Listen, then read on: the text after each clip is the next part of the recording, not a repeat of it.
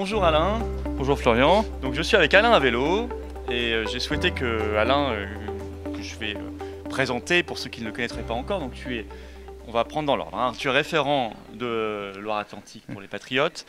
Tu es membre de notre équipe nationale et du comité exécutif.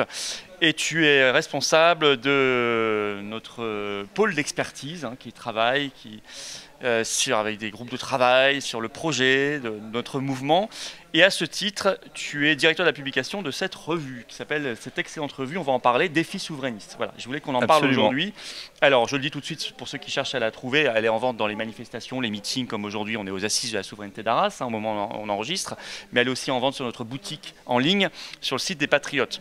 Tiens, ça c'est le dernier numéro, il y en a bientôt un qui va arriver, tu vas nous en parler. Alors, quel est le but de cette revue et comment elle est confectionnée?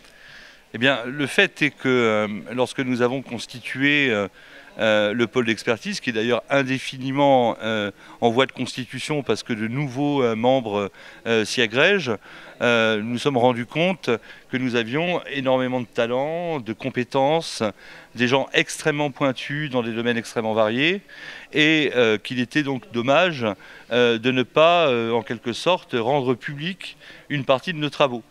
De surcroît, les travaux en question sont souvent d'ampleur, c'est-à-dire dépassent en caractère écrit plusieurs pages.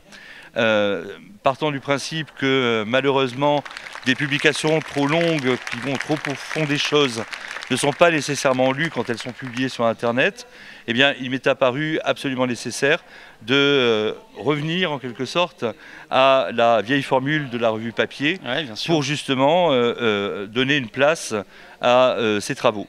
Et donc c'est ce qui a présidé à la création de cette revue Défi souverainiste, dont les 4 premiers numéros sont d'ores et déjà sortis. Ça c'était l'avant-dernier. Voilà, celui-ci c'était le dernier. Il y en a un qui arrive dans combien de temps, à peu près quelle date? Je pense qu'à l'automne... Automne 2024. Voilà, à l'automne 2024, nous pourrons sortir un 5e numéro. Sur quel sujet? Alors, le numéro en prévision, il y a toujours dans chaque numéro un thème central. Par exemple, sur celui-ci, le thème central, c'est la question agricole. Le prochain numéro devrait être axé à la fois en termes de thématique sur les idéologies extrêmement néfastes que sont les idéologies woke et idéologies adossées, pour le dire ainsi. Mais comme nous sommes aujourd'hui à Arras pour ces assises de la souveraineté qui sont d'ores et déjà un grand succès, à en juger par l'affluence, eh bien, sans doute notre prochain numéro inclura également un certain nombre d'interventions, à telle enseigne que je viens d'échanger avec Jacques Cheminade, dont j'ai pu entendre la brillante intervention sur le temps, et je lui ai demandé l'autorisation de publier le texte de son intervention dans le prochain numéro. Voilà. Très bien. Donc on trouve des textes d'intervention, de tables rondes, de conférences qui ont eu lieu. On trouve également des publications originales de personnes qui écrivent pour la revue. Absolument. Parfois d'ailleurs des publications assez longues, hein, on rentre dans le détail. C'est l'occasion aussi par ce format papier, et tu as raison d'être attaché au format papier, et je pense qu'il va revenir très à la mode après la faillite des tablettes, etc. On le voit dans l'éducation notamment. On voit parfois des papiers plus ou moins longs, mais il y en a qui rentrent vraiment dans le détail d'un sujet, et c'est ce que permet ce format. Absolument. Et alors, évidemment, la finalité d'ensemble, c'est de forger véritablement une pensée souverainiste, d'où le nom donné à la revue, d'ampleur, qui aille donc au fond des choses sur tous les sujets. Le pôle d'expertise en lui-même a évidemment une visée programmatique. Or, ce que nous laissons affleurer, parce qu'il y a d'autres travaux du pôle d'expertise qui, eux, ne sont pas rendus publics, qui sont en quelque sorte archivés, hein. Ce que nous rendons public, ce sont des pistes pour des solutions souverainistes qu'on peut apporter aux différents problèmes. Bon, c'est particulièrement le cas, bien sûr, dans le dernier numéro où nous parlons d'agriculture, où non seulement nous faisons les diagnostics, nous posons les diagnostics de ce que peut avoir de catastrophique la situation de l'agriculture française du fait de la PAC, du fait de notre soumission à l'Union européenne, mais qui également, et c'est l'esprit au demeurant de cette journée d'assises de la souveraineté, qui par ailleurs indique en quoi la sortie de la France de l'Union européenne parviendrait à résoudre ces difficultés donc, que connaissent l'ensemble des domaines et qui affectent nos compatriotes à tous égards. Effectivement, les souverainistes ont un projet. Ils veulent se libérer, bien sûr, de toutes les instances comme l'Union européenne et qui décident à notre place et qui nous causent beaucoup de tort. Mais derrière cela, il y a une vision des choses. Il y a une vision de la France, il y a une vision des politiques publiques. Tu parlais d'agriculture, on peut parler d'éducation, on peut parler de sécurité, on peut parler d'industrie, enfin, de la santé, de tous les sujets. Et ça, c'est important de le dire, parce que, et notamment, c'est un des buts de cette revue Défis souverainistes, c'est de forger un projet pour les souverainistes, où chacun pourra venir chercher des choses intelligentes. Quelqu'un qui voudrait écrire, qui aurait une compétence particulière, un domaine d'expertise, qui a une pensée souverainiste bien sûr, et qui voudrait écrire, c'est possible? Bien évidemment. Nous sommes une revue ouverte. D'ailleurs, si l'on regarde la suite des numéros, ce ne sont pas forcément les mêmes auteurs que l'on retrouve dans les premiers, que l'on retrouve dans les derniers. C'est en fonction... alors je peux peut-être tout de même rendre honneur à quelques-uns de nos auteurs les plus assidus.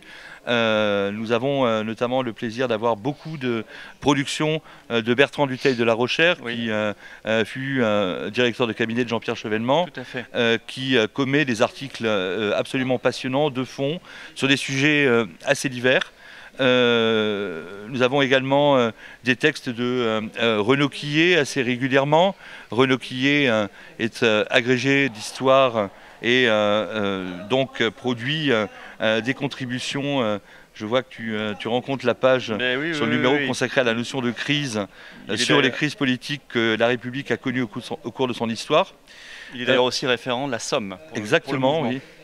Nous avons aussi des articles tout à fait majeurs de Dominique Bourse-Provence, qui est une personne importante dans le mouvement des Patriotes, notre référent parisien, qui écrit tout particulièrement sur les questions de l'emploi, des questions économiques également. Pour l'en citer, je crois que je n'en ai cité que 3, donc je ne peux évidemment pas tous les citer. Et si quelqu'un, par exemple, dit moi je voudrais vous proposer une contribution sur tel ou tel sujet, il te contacte? Eh bien, qu'il m'écrive, simplement. Le pôle d'expertise des Patriotes a donc une adresse mail, bien entendu. Je la donne, c'est polex, comme pôle d'expertise, POLEX, @les-patriotes.fr. Très bien, comme ça c'est su, oui c'est ouvert. C'est d'ailleurs ouvert aussi à des personnalités d'autres mouvements souverainistes. Absolument.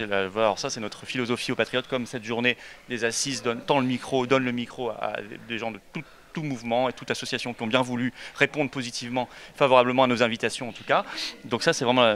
D'où la demande que j'ai faite à l'instant à Jacques Cheminade de le publier. Et on en est absolument ravis. Et puis l'idée c'est que ce soit quoi, trimestriel?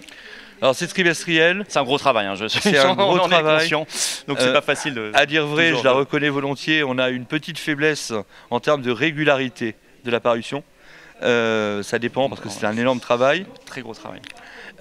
Donc c'est pour ça que j'étais un peu évasif sur la date exacte de la prochaine parution. Mais on essaye de tenir effectivement un rythme, trimestriel. Voilà, c'est effectivement l'objectif. C'est l'objectif, voilà. On va essayer de... Mais l'équipe va s'étoffer. Oui, on va étoffer l'équipe, renforcer tout ça. Voilà, en tout cas, le message est passé. Si vous avez un sujet où vraiment vous avez une expertise, hein, c'est une revue de fond, et que vous avez une pensée souverainiste, n'hésitez pas à proposer des contributions qui seront peut-être publiées même un peu plus tard s'il y a embouteillage. Dans tous les cas, c'est une très belle initiative. On est très fiers, les Patriotes, de porter cette revue, parce que les souverainistes ont besoin d'une revue papier, ils ont besoin de doctrine, ils ont besoin de fond, de débat, et c'est vraiment l'objectif de cette revue Défis souverainistes que tu portes avec brio, mon cher Alain. On pourrait ajouter que si l'on regarde ce que font les autres partis politiques, les autres mouvements, ce n'est pas tellement répandu. Ah non, pour preuve, nous travaillons, nous pensons, nous avons des experts, j'y reviens, des compétences, ce qui n'est pas forcément le cas de tous les mouvements politiques. Oui, c'est vrai, malheureusement. Et nous tenons, beaucoup à la réhabilitation du format papier, extrêmement important, et on pense que c'est l'avenir. Merci mon cher Alain Vélo, à bientôt. Merci à toi Florian.